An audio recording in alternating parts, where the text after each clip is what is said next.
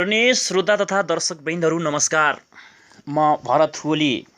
आज म तपाईहरूलाई लोक सेवा आयोगले हाल मात्रै संशोधन गरेको वार्षिक कार्यतालिकाको विषयमा जानकारी लिएर आएको छु। यो लोक सेवा आयोगको तयारी गर्नुभएका सम्पूर्ण विद्यार्थी साथीहरूको निम्ति अत्यन्त महत्त्वपूर्ण हुन सक्ने विश्वास लिएको छु। अब लागौँ आजको विषयवस्तुतिर। लोक सेवा आयोगले 2077-78 को पदपूर्ति सम्बन्धी वार्षिक कार्यतालिका सार्वजनिक गरेको छ। निजामती सेवातर्फका राजपत्राङ्कित तथा राजपत्र अनङ्कित विभिन्न श्रेणी तथा विभिन्न सुरक्षा निकाय तथा सङ्गठित संस्थाका विभिन्न पदहरूका निम्ति हाल पदपूर्ति प्रक्रिया पुरा हुन बाँकी रहेका अथवा कोभिड-19 को कारणले स्थगित भएका परीक्षाहरू र आगामी वर्षका नियमित परीक्षाहरूको बारेमा लोक सेवा आयोगले आज सूचना जारी गरेको छ। उक्त सूचना र वार्षिक कार्यतालिका अनुसार आर्थिक वर्ष 2076-77 का विज्ञापनहरूको बाँकी पदपूर्ति कार्यक्रमहरू यस प्रकार रहेको छ। निजामती सेवाको निम्ति स्वास्थ्य सेवाका 11औं तहका बाँकी परीक्षा कार्यक्रमहरू साउनमा हुनेछन्। त्यसैगरी राजपत्राङ्कित द्वितीय श्रेणी अप्राविधिक र प्राविधिक तथा स्वास्थ्य सेवा 9औं तह का चाहिँ पदहरूको निम्ति लिखित परीक्षाको नतिजा साउनमा निकाल्ने र अन्तर्वार्ता र सिफारिस भदौ र असोजमा गरिनेछ। राजपत्राङ्कित तृतीय श्रेणी प्राविधिक पदहरू लिखित परीक्षा सञ्चालन भइसकेका विज्ञापनहरू हुन्, जसको लिखित परीक्षाको नतिजा भदौ असोजमा निकाल्ने र कार्तिक मङ्सिरमा सिफारिस गरिनेछ। त्यसैगरी राजपत्राङ्कित तृतीय श्रेणी अप्राविधिक पद शाखा अधिकृत पदको निम्ति बाँकी परीक्षा सञ्चालन भदौ र असोजमा गरिनेछ।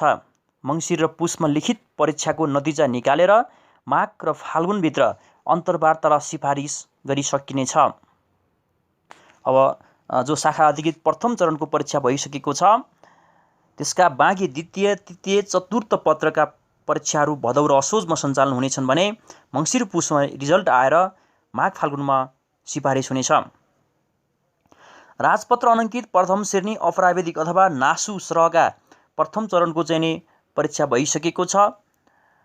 त्यसका लागि द्वितीय चरणका परीक्षाहरू भदौ र असोजमा हुनेछ। मङ्सिर पुसमा रिजल्ट निकालेर माघ फाल्गुनमा सिफारिस गरिनेछ। तर राजपत्राङ्कित प्रथम श्रेणी प्राविधिक र राजपत्राङ्कित तृतीय श्रेणी प्राविधिक स्वास्थ्य सेवाका 8औं र 7औं तहका परीक्षाहरू राजपत्र अनङ्कित प्रथम श्रेणी अथवा खरिदार र राजपत्र अनङ्कित द्वितीय श्रेणी अप्राविधिक खरिदार सरहका प्राविधिक र अप्राविधिक पदहरूको चाहिँ को विषयमा चाहिँ नेपाल सरकारबाट अनुरोध भए आएमा परीक्षा कार्यक्रमहरू तय गरिने भनेको छ। भनेको के छ भन्दाखेरि प्रथम चरणका परीक्षाहरू भएका प्रथम द्वितीय चरणका जुन जुन परीक्षा भइसकेका छन् ती पदहरूको लागि परीक्षा कार्यक्रम सार्वजनिक गरिएको छ। तर एउटा पनि परीक्षा नभएको विज्ञापनको हकमा चाहिँ सरकारले अनुरोध गरेको खण्डमा मात्रै परीक्षा कार्यक्रमहरू सार्वजनिक गरिनेछ भनिएको छ। त्यसैगरी 2076-77 का सुरक्षा निकाय तथा सङ्गठित संस्थाका पदहरूको परीक्षा कार्यक्रमहरू यस प्रकार रहेका छन्। नेपाली सेनाका विभिन्न पदहरूको निम्ति परीक्षा सञ्चालन बाँकी परीक्षा चाहिँ साउन भदौमा सञ्चालन गरिनेछ भने लिखित परीक्षा प्रकाशन गर्ने चाहिँ असोज कार्तिकमा गरिने भनिएको छ। त्यसैगरी नेपाल प्रहरीतर्फका विभिन्न पदहरूको बाँकी परीक्षा कार्तिक मङ्सिरमा गर्ने र पुस माघमा चाहिँ सिफारिस गर्ने भनेको छ। राष्ट्रिय अनुसन्धान विभागका लागि सहायक सूचक पदमा कार्तिक मङ्सिरमा चाहिँ परीक्षा सञ्चालन गरेर पुस माघमा सिफारिस गरिनेछ। त्यसैगरी सङ्गठित संस्थातर्फ पाटन स्वास्थ्य विज्ञान प्रतिष्ठान, नेपाल बैंक लिमिटेड, राष्ट्र बैंक, बीमा संस्थान, नारी लगानी कोष, नेपाल दूरसञ्चार प्राधिकरणका बाँकी परीक्षाहरू साउन भदौमा गरिनेछ।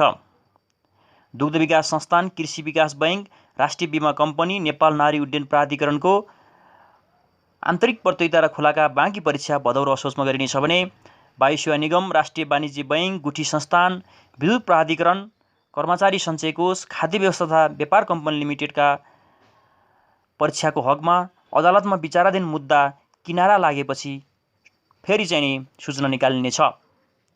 बीमा समिति, पाटन स्वास्थ्य विज्ञान प्रतिष्ठान र दुग्ध विकास संस्थानको बाँकी परीक्षा साउन भदौमा गरेर कार्तिक मङ्सिरमा सिफारिस गरिनेछ।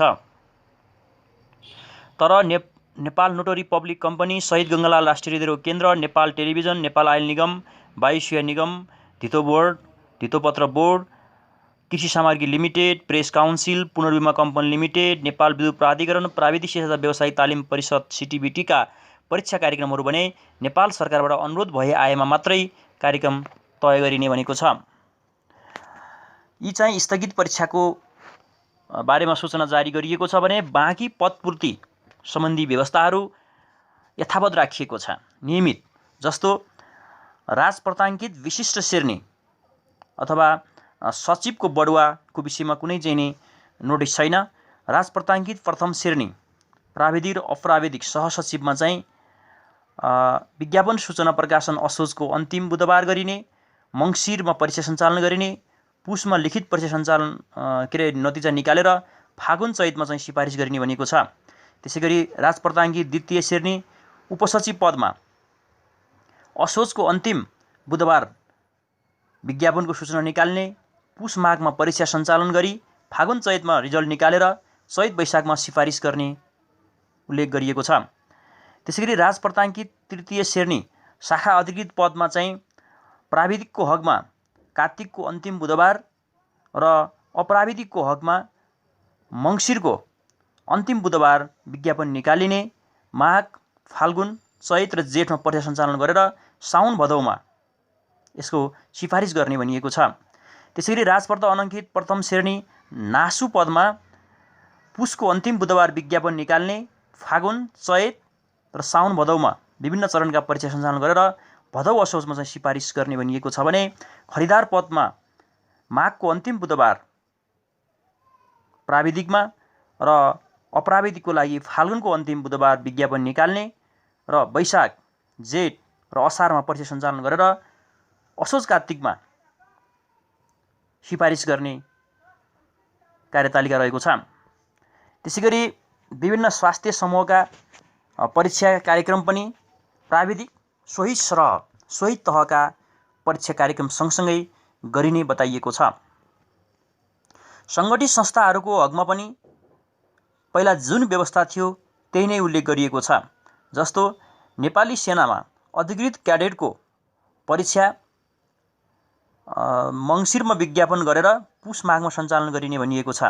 त्यसैगरी नेपाल प्रहरीमा प्रहरी निरीक्षकको लागि फाल्गुन चैतमा विज्ञापन प्रकाशन गरेर वैशाख जेठमा परीक्षा सञ्चालन गरिने भनिएको छ। सशस्त्र प्रहरीमा पनि त्यही व्यवस्था रहेको छ। अन्य सङ्गठित संस्थाको हकमा पनि नेपाल बैंक लिमिटेड, राष्ट्र बैंक, बीमा संस्थानको लागि चाहिँ यसपालि कुनै योजना ल्याइएको छैन। तर के भनेको छ भने नेपाल बैंक लिमिटेड, नागरिक लगानी कोष लगायतका संस्थाहरूमा विज्ञापन कार्तिक मङ्सिरमा गरेर माघ फाल्गुनमा परीक्षा सञ्चालन गर्ने र फाल्गुन चैतमै सिफारिस गर्ने भनिएको छ। त्यसैगरी विभिन्न किसिमका पब्लिक लिमिटेडहरूमा पनि पुस माघमा विज्ञापन गरेर फाल्गुन चैतमा परीक्षा सञ्चालन गरी वैशाख जेठमा रिजल्ट प्रकाशन गरी सिफारिस गर्ने योजना बनाइएको छ। त्यसैगरी विद्युत प्राधिकरण, वायुसेवा निगम, स्वास्थ्य विज्ञान प्रतिष्ठानहरू, गुठी संस्थान, बीमा कम्पनी, सांस्कृतिक संस्थानहरू, काठमाडौँ उपत्यका खानेपानी लिमिटेड, यी संस्थाहरूको निम्ति फाल्गुन र चैतमा विज्ञापन प्रकाशन गरेर वैशाख जेठतिर चाहिँ परीक्षा सञ्चालन गरी जेठ असारमा सिफारिस गर्ने भनिएको छ। र यही फेरि सूचना के जारी गरिएको छ भने कोभिड-19 महामारीका कारण स्थिति सामान्य हुन नसकेको खण्डमा कार्यतालिकाका उल्लेखित समय अवधिहरू पुनरावलोकन गर्न सकिनेछ। नेपाल सरकारबाट पदपूर्तिका लागि माग प्राप्त नभएको खण्डमा तत्सम्बन्धी काम कारबाहीहरू कार्यतालिका बमोजिम हुने छैनन्। यसको अर्थ के देखियो भने कोभिड-19 सामान्य भइसकेको अवस्थामा यी चाहिँ व्यवस्था, यो कार्यतालिका लागू हुनेछ।